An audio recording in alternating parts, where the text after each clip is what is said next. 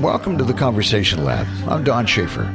If democracy begins in conversation, then we need to nurture a culture where ordinary people like us routinely talk about those things that help us understand each other, whether it's about climate, race, religion, gender, or politics.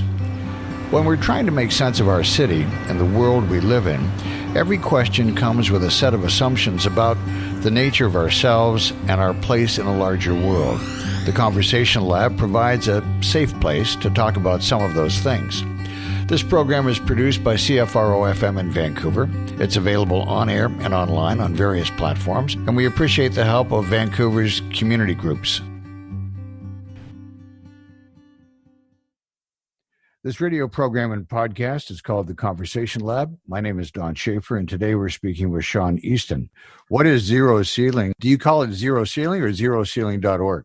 I call it Zero Ceiling. Okay. Yeah. So we started up 23 years ago, kind of organically. A local ski instructor / ski pro was starting up a day camp where he was just going to, like, private company, instruct kids on how to ski, and he had just kind of off the cuff said to someone at a party, yeah, in the off season I'm going to use the infrastructure of my company to provide outdoor recreation to the at-risk youth.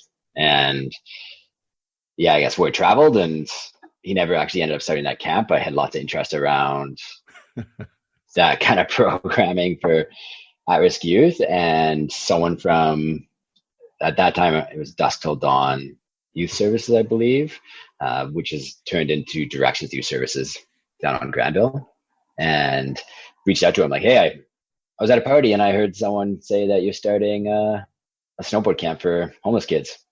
And that's when Chris went to the founder, kind of started piecing the program together. And then since then, like our mission's always been centered around youth and young adults that have been homeless or facing homelessness. And it's evolved from strictly a day camp program where we bring youth up to the mountains, and it's all about equal opportunity and access to the outdoors, which we still run. So we bring about 400 kids up a year to Whistler to take part in skiing, snowboarding, mountain biking, and ziplining through our adventure partners, Whistler Blackcomb and the Adventure Group. But it evolved from there, where he's like, I think I could have a more meaningful impact on people if we were able to spend more time with them and provide some more supports beyond just access to the outdoors, which is powerful. But he also recognized that, like, housing is really powerful, and so is a means to earning an income. And he kind of pivoted and used his influence within Whistler Blackcomb to get 4 kids hired as snowboard instructors. And it was like very grassroots at the time, and he was figuring it out. He wasn't a social worker, but had a huge heart and a determination to make the program happen. And so, yeah, at that point, we just brought 4 kids up, taught them how to snowboard. 2 weeks later, they were snowboard instructors, and just kind of were by their sides as they figured out what Whistler was. And it's kind of, yeah, it's taken on in the last 5 years, I would say.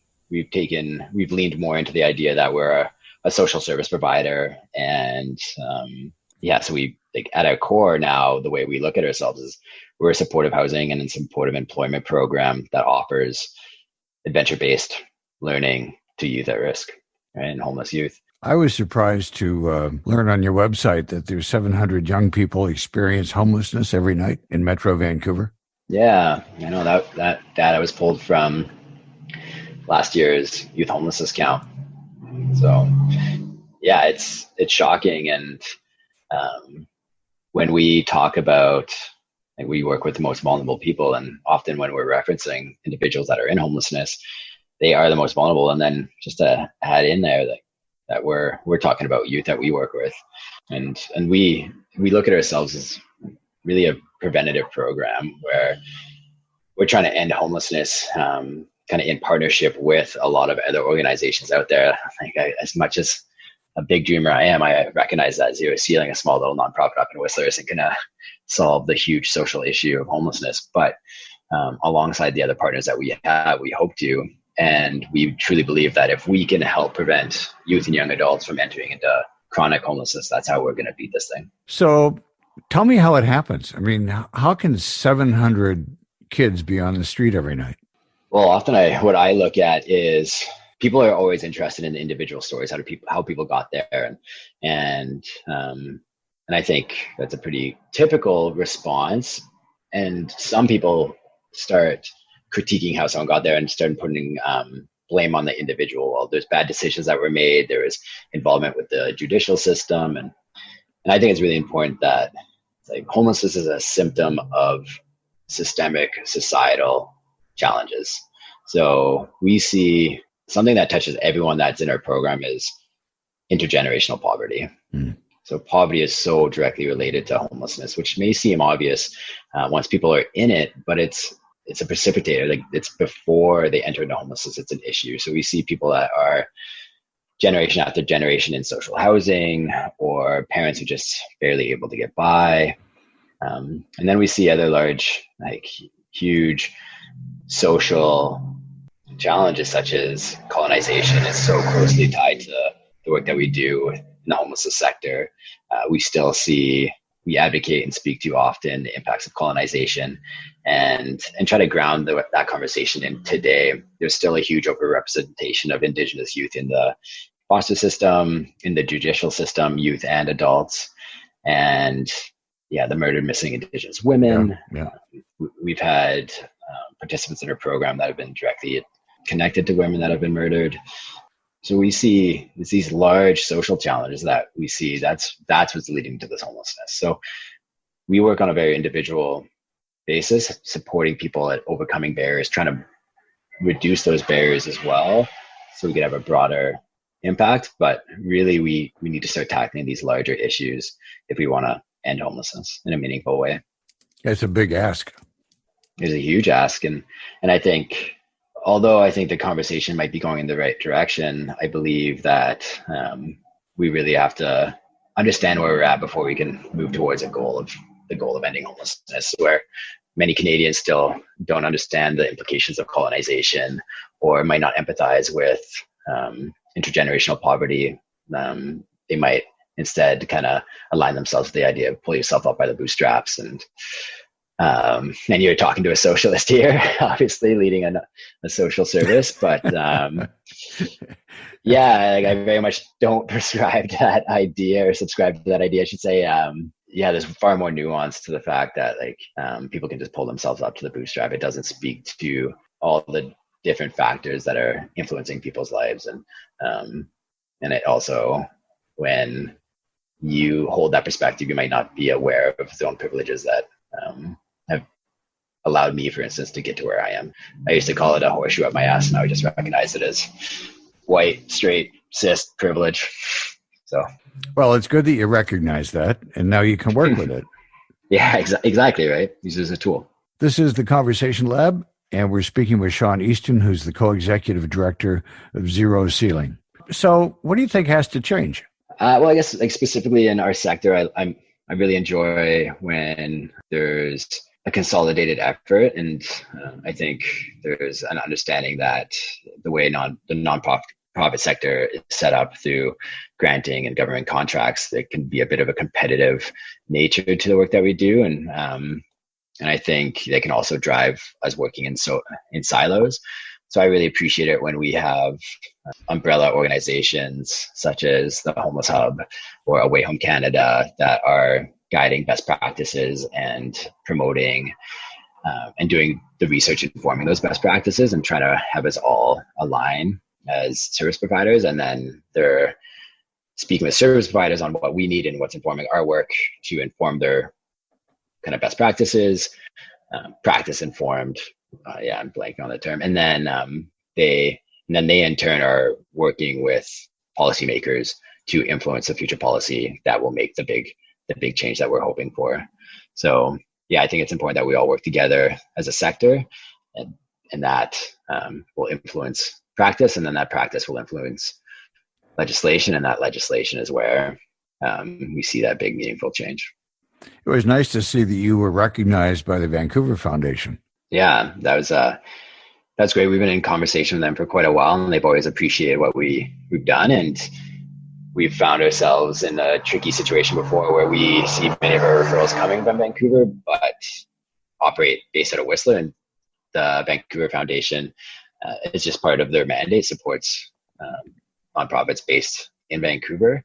And it's important to have those hard cutoffs. And I think it just speaks to a little bit of the time that we're in. We were seeing funders, and especially funders that are on the leading edge, such as the Vancouver Foundation, which are in such an influential role and really help shape how other foundations work.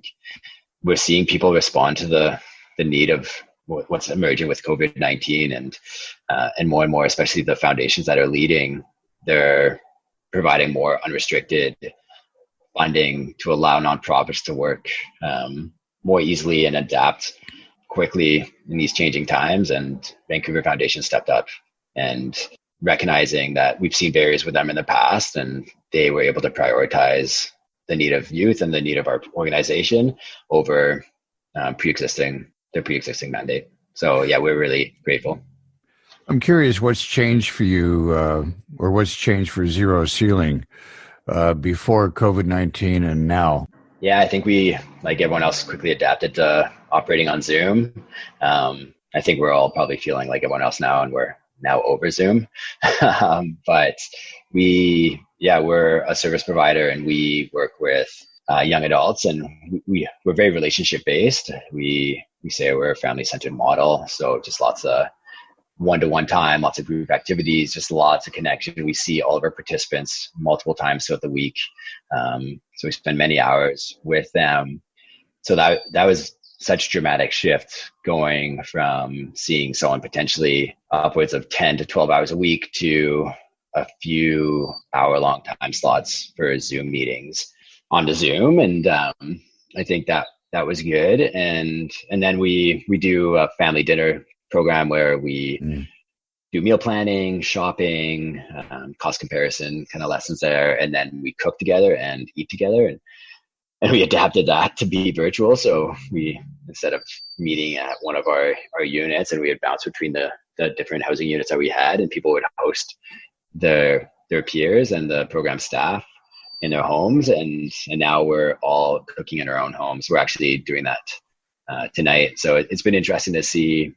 I think it's been good for participants as well to see a glimpse into the life of the staff. So we got all these I got a 3-year-old daughter running in the background and throwing spaghetti at me as I'm trying to have conversations, and our youth workers same. And so they get a bit of a glimpse of the family life, and we've seen some empathy come from them. They're like, wow, you guys got a tricky life too.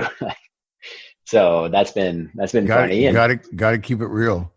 Yeah. Oh, there's so much value in being genuine, and and that's really important to us always. And so yeah, we've adapted, and but it's been hard. It's been really hard for our participants. We see like mental health and addictions as well, or just go hand in hand with homelessness, and lots of anxiety and depression, and lots of anxiety around the idea. And it's a theme that we hear often. It's just like not knowing what's next. So they get so much uncertainty, especially when they're in homelessness, and not knowing where their next meal is going to be, not knowing where they're going to sleep that night, or where they're staying when that's going to fall out from below them, if they're couch surfing or at a shelter. And we try to help fill those gaps, and provide some reassurances. And with this pandemic coming, we just saw so much of that trauma be triggered, and mental health services became harder to access.